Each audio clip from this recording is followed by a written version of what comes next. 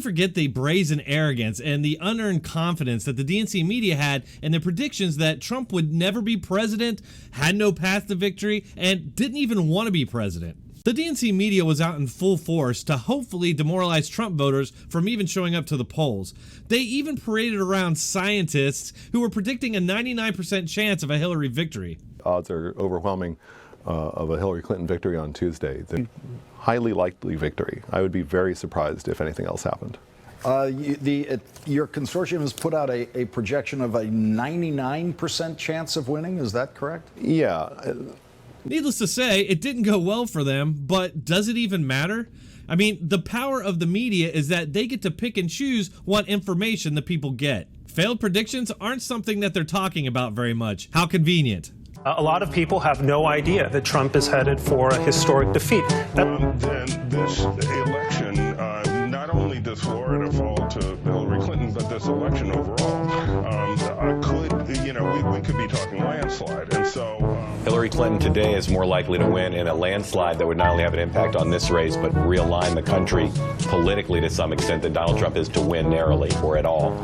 I mean, let's say it is a 4-point margin. That would translate to an electoral majority and probably electoral landslide. We'll get back to laughing at these failed predictions right away, but let me take a quick moment to give a shout out to author Eric Fulcher and his book, Undead: A Legal Story. He describes the book to me as a comedy with zombies, ostensibly going through their own form of black suffrage. If you love zombies and creative takes on the genre, definitely head over to Amazon and check this book out. If you'd like me to give a shout out to your website, book, or social media channel, simply make a purchase at ribtee.com/Dronetek. Use the promo code Dronetek and then send me proof of the purchase. I'll give a shout out on my next video. It's just hilarious how these fake journalists so confidently put forth these predictions that more often than not end up being pathetically and utterly wrong. A new example of this is Joe Scarborough from MSNBC, who just recently predicted that Trump will be, quote, routed and lose 2020 in a landslide. He makes a lot of bad predictions and even made this exact prediction in 2016 saying, quote, Trump's loss will be so huge it will make Goldwater look extremely successful. He also predicted a year ago that Trump wouldn't even run for president in 2020. You're always wrong, Joe. Why do you keep making these stupid predictions? Donald.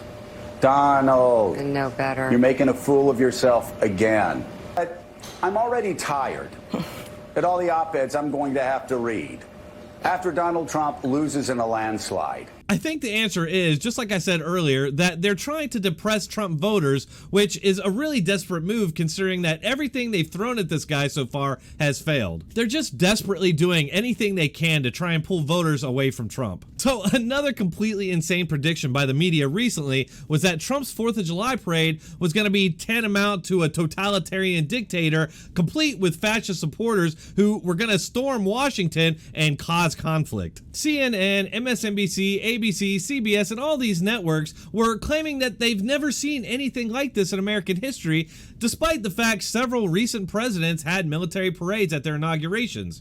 And despite the fact that there are military air shows across this country every year on the 4th of July. Is this just norm-defying, or is there anything dangerous about it? it's just obscene. And the speech is going to be dreadful. There'll be a lot of other people are going to meet like in a storm, and you're going to have a real conflict. There's all kinds of catastrophes. They're not sure if the bridges over the Potomac can handle the tanks. The nation Trump rally and Kim Jong-un style military parade. Unsurprisingly, what actually transpired was much different from what the media had predicted, and much more like what you see across this country every year. Seriously, just do a Google search for air shows and you're gonna find a ton of them going on during the 4th of July. The military has always been a focus of 4th of July parade celebrations. With Mueller's testimony coming up in just a few days, it's mind-boggling seeing the media making all the same predictions that they made before the report and were completely wrong about. No, seriously, this time they're gonna take Trump down. Public understand just how much trouble the president is in.